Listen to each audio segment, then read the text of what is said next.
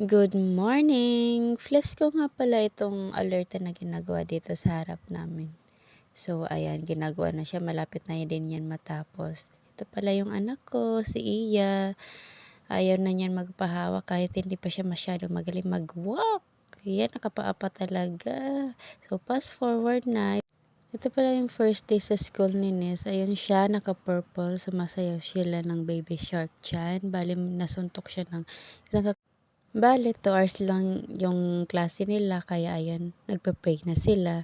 Bale ang bilis pala niya na-memorize ni Miss kaya bilis nga niya yan na-memorize kasi pagdating sa bahay lagi talaga niya yan inaano yung pagpe-pray, yung pagko-cross, inaalala niya talaga. So ayan, kinabukasan naman, dinala ko silang dalawa dito sa may Anjena sa may palaruan kasi matagal na talaga yan kini-crave ni Nis na gustong-gusto talaga niya pumunta diyan kasi daw maglalaro siya, magluluto daw siya.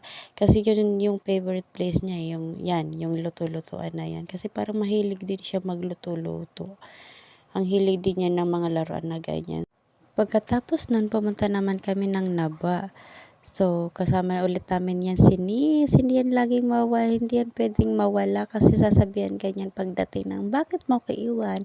Bakit mo ko hindi sama? Sabi ko sama ko eh. Ganyan yan. So, yun lang. Salamat sa panonood. Bye!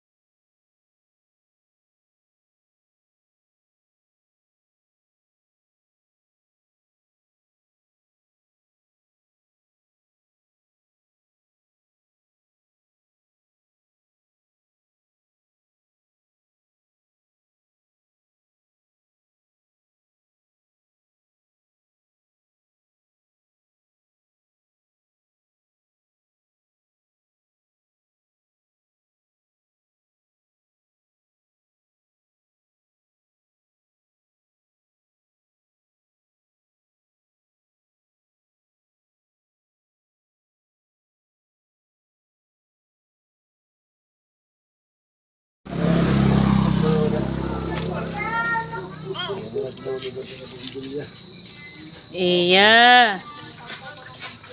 Ah. Ah. Kanas. Iya. Iya. Lalab. Ah, kanas. Iya, iya. Halo. Iya, iya.